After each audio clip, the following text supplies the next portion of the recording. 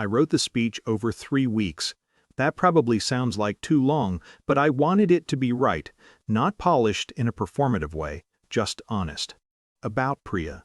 About what marrying her had shown me about myself. About the specific ordinary morning 6 months into dating her when I understood I was going to ask her to marry me. I had index cards. I practiced in the bathroom mirror, which felt embarrassing and necessary in equal measure. The room was with me. I remember that clearly. The particular attention of 230 people who were full and warm and genuinely glad to be there. I was halfway through the part about the morning I just described. Then my father stood up.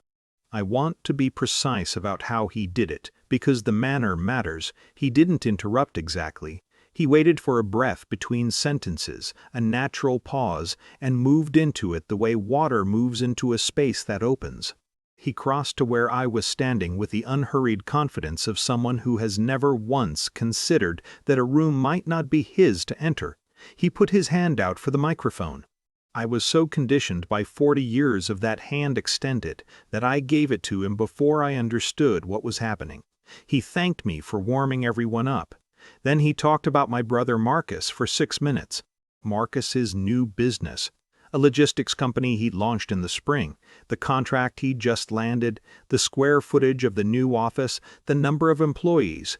My father's voice filled the room with a pride I had been waiting my entire life to hear aimed in my direction. It was genuine. That was the part I wasn't prepared for. He wasn't performing it. He was actually proud, actually lit up, actually present in a way he rarely was at family events. He just wasn't present for me. 230 people went quiet.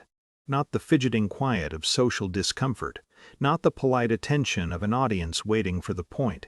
Something stiller than that. The quiet of people who have just seen something private made public, who have recognized a pattern in a single moment and understood that the pattern is old. I could feel it from where I was standing, the room witnessing something it hadn't expected to witness. I looked at the table where Priya was sitting. She was already looking at me, and under the table, I couldn't see it, but I felt it. Her hand found mine. She reached across without looking away from my face, without performing concern for the room, without doing anything except being entirely, quietly present. I held on. Gordon finished. He handed the microphone back with the easy satisfaction of someone who has said something worth saying. I took it. I stood there for a moment. Just a moment. Then I finished my speech. Shorter than planned. Recalibrated on my feet in ways I couldn't have explained.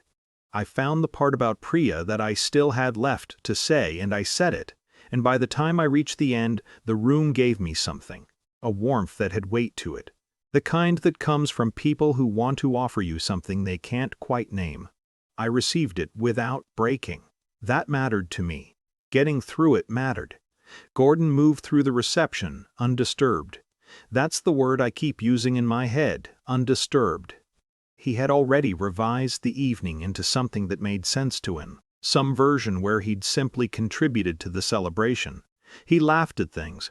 He accepted congratulations. Marcus found me near the bar around 9. He looked at me in a way that had something in it, regret, maybe, or the particular helplessness of someone who has benefited from a dynamic they didn't design and don't know how to refuse. He didn't say anything, neither did I. We stood there for a moment, and then someone came to refill his glass, and the moment passed. That night, after the guests, after the venue, after the quiet drive to the hotel, Priya sat on the edge of the bed and looked at me. She didn't say, "I'm sorry." She didn't say, "I can't believe him." She asked, "What do you want to do going forward?" Not about the speech. About Gordon. I understood the question as the gift it was. She was handing me the decision, not rushing me toward a door, or pulling me back from one. Just making clear it was mine to open or close. I told her I needed to think. She said okay. She meant it. 6 weeks later, my father called about Thanksgiving. He used the word family in the way he always has, as a word that means my preferences, honored collectively. I told him we were keeping it small this year. He pushed. Not hard, just with the ease of someone who's never encountered resistance from this direction. I held the boundary. I didn't explain it or apologize for it. I stayed on the line through the silence that followed. It was a long silence. I let it be long. Speech is still in my jacket pocket. I haven't moved it. Priya asked once if I wanted to do anything with it. Read it again. Put it somewhere. Throw it away. I said I wasn't sure yet. That's still true. I'm not sure about a lot of things regarding my father, about what the relationship becomes from here, about whether he is capable of understanding what he did, or whether understanding is even the point anymore. What I know is that I finished the speech, and Priya's hand was there before I knew to reach for it. That's the part I come back to. That's the part that's mine.